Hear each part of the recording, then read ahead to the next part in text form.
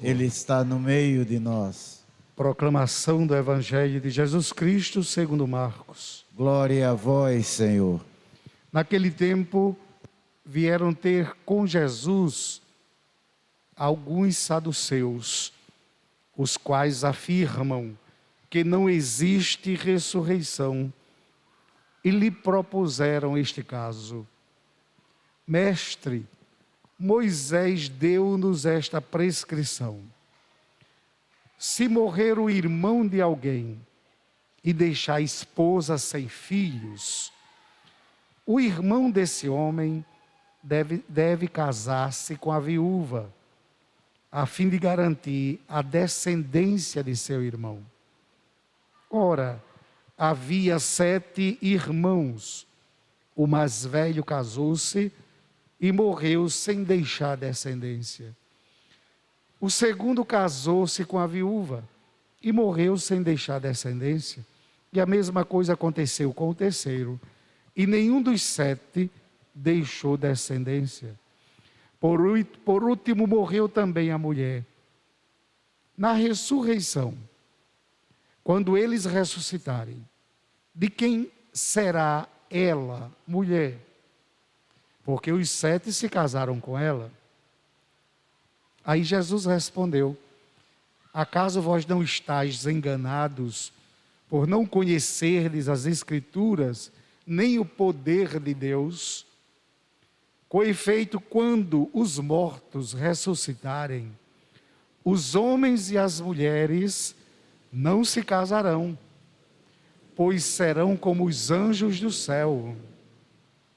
Quanto ao fato da ressurreição dos mortos, não leste no livro de Moisés, na passagem da sarça ardente, como Deus lhe falou: eu sou o Deus de Abraão, o Deus de Isaque e o Deus de Jacó? Ora, ele não é Deus de mortos, mas de vivos. Vós estáis muito enganados. Palavra da salvação. Glória a vós, Senhor. Que coisa interessante. Aqui merecia uma aula. Se tivesse tempo, a gente poderia dar uma aula sobre essas duas leituras. O livro de Tobias, que é uma novela, onde se transmite a tradição do povo de Israel numa determinada época, exaltando o temor de Deus, mas ao mesmo tempo o castigo, o Deus que castiga, exaltando uma linha profética que assumia que todo mal é causa do pecado. Então, se toda doença, todo mal, todo defeito da pessoa era atribuído ao pecado. Então, ou o pecado da própria pessoa, ou o pecado dos pais, e os filhos herdariam a desgraça. Então existia uma corrente profética que defendia isso, que inclusive ainda hoje se estabelece, porque quando acontece alguma coisa na vida da gente, às vezes tem gente que diz: o que é que eu estou pagando? O que é que eu estou pagando para sofrer isso? O que é que eu estou pagando para minha família passar por isso? O que é que eu... Ou seja, nós herdamos culturalmente essa linha de pensamento, de modo que ainda hoje nós falamos isso, nós constatamos isso, como se a dor, o sofrimento, a morte, como se fosse uma herança, que a gente tivesse que passar por aquilo, pelo fato da gente ter feito alguma coisa desagradável a Deus, ou então o pai e a mãe. O livro de Tobias retrata muito bem isso. Tobias um dia o jovem Tobias estava dormindo, e caiu cocô de pardal nos olhos de Tobias, e Tobias ficou cego. Na leitura de hoje ele vai dizer isso: mas Senhor, por que o Senhor permitiu que eu ficasse assim? Se era para eu estar assim, por que o Senhor não me tira logo? Por que o Senhor não me mata logo? Assim como tantas e tantas vezes, diante do sofrimento, tem gente que pede a morte. Tem gente que diz assim: qual é o sentido de viver? Lembra agora que Jó também pediu. Jó disse assim: se é para eu estar aqui, ele amaldiçoou o dia que ele nasceu, Jó. Maldito seja o dia que disseram: nasceu um menino. Se nasceu para estar nessa desgraça que eu estou hoje, por que permitiu que eu nascesse? A dor da alma, a dor física que leva a pessoa a dizer aquilo que a gente às vezes diz também. Então, Tobias vai desejar a morte, Tobias vai desejar, mas ele diz assim: não, calma, calma, vou deixar que Deus resolva, porque quem manda é Deus. A mesma coisa Sara, o outro personagem que é Sara. Sara, casada 7 vezes. Na noite de núpcia, na lua de mel, o marido morria. Então são histórias que eram passadas e contadas, de modo que aquela moça carregava como uma espécie de praga, uma espécie de maldição, e as pessoas olhavam para ela e diziam: você é tão ruim que mata os maridos, mas você devia morrer com eles também. Então ela subiu, lembra que na leitura diz que ela subiu para o quarto superior, ia se enforcar, mas ela pensou no pai. Ela disse: que tristeza vou dar a meu pai, não posso fazer isso com o meu pai, e dar o gosto ao inimigo. Abriu a janela, fez uma oração bonita a Deus. Essa oração: tu és bendito, Deus de misericórdia, e é bendito eternamente o teu nome. Na mesma hora, a prece dos dois foi ouvida perante a glória de Deus. E depois vocês vão ler a história de Tobias, o livro de Tobias, e vão ver que Tobias se encontra com Sara, os dois se casam, e quem recebe esta missão de tirar, de retribuir essa graça para os dois é o anjo Rafael, né? Rafael foi enviado por Deus para curar os dois. E é muito bonita a história do livro de Tobias, contada no livro de Tobias. Mas eles pensam a desgraça para eles, mas depois ficam resignados, depois se arrependem de pensar e entrega tudo nas mãos de Deus. Como nós, quantas e quantas vezes na hora do aperreio a gente também faz isso. Quantas e quantas vezes na hora do sufoco, tem gente que pensa um monte de bobagem, mas depois se arrepende, bota o joelho no chão, pede perdão a Deus e vai dizer: Senhor, quem sou eu para decidir sobre a minha vida? A minha vida não é minha, a minha vida é tua. E depois, aquele problema que a gente achava que a gente não ia suportar, ele passa. Assim como vai passar esse problema que você, meu irmão, minha irmã, está agora passando, que acha que é o fim, coloque nas mãos de Deus, entregue a Ele, mas tem que entregar confiantemente na oração. Aí, esse exemplo de Sara, que tinha tido 7 maridos, os saduceus aplicam no evangelho de hoje, para colocar Jesus, para ridicularizar sobre a ressurreição. Nós já sabemos que os fariseus acreditavam na ressurreição, os saduceus não acreditavam em ressurreição. Fariseus e saduceus eram grupos influentes no tempo de Jesus. Eram os doutores da lei, eram os que conduziam o pensamento da teologia, a moral da religião, a ética das pessoas. Então são 2 grupos que no tempo de Jesus eram bem definidos. Ontem foi um encontro com os fariseus. Hoje, um encontro com os saduceus. E os saduceus então se encontram com Jesus, aqui no Evangelho de Marcos, e vão colocar: Senhor, sobre a ressurreição, me escuta essa história.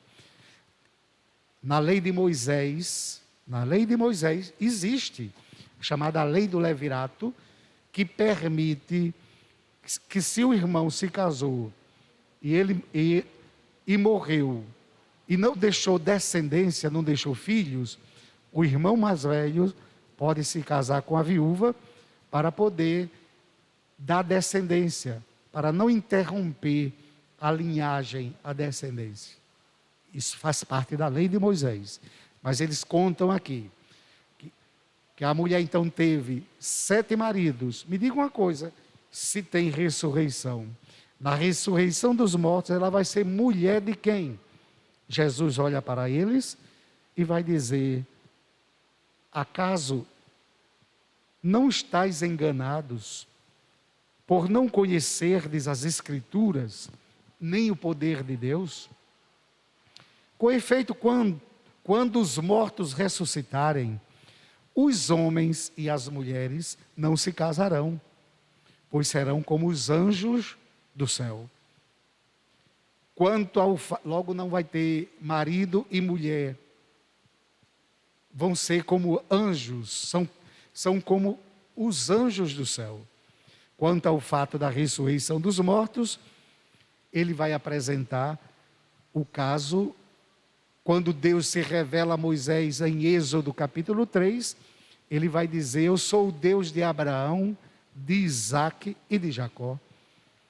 Logo, Deus dos vivos e não dos mortos.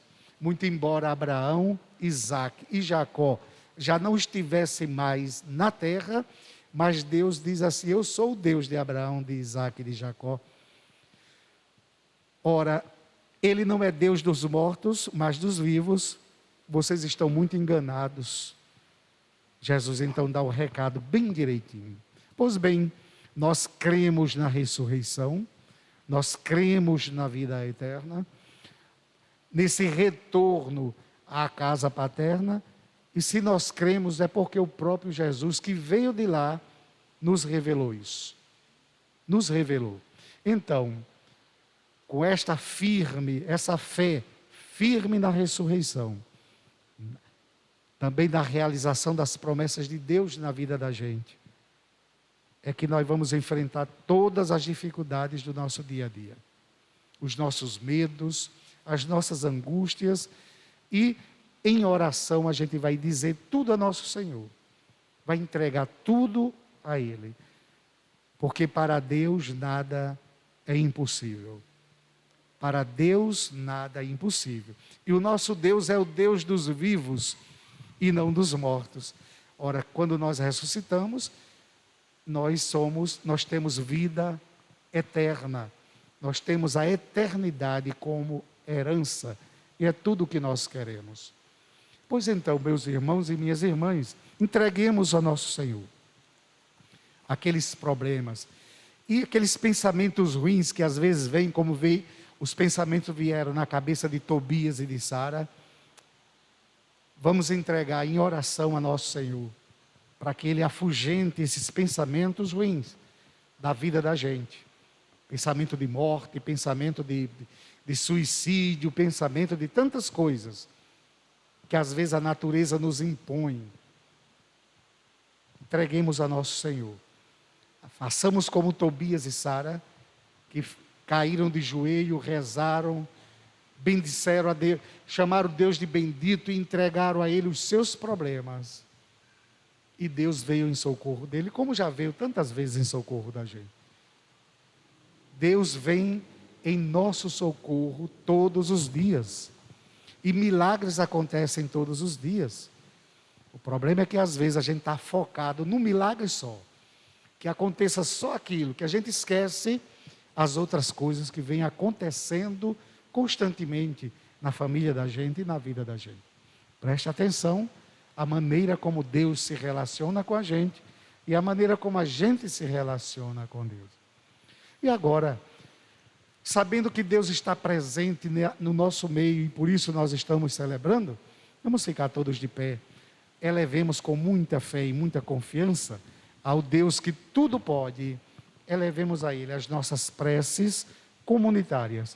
Após cada prece nós vamos responder. Lembrai-vos de nós, ó Senhor.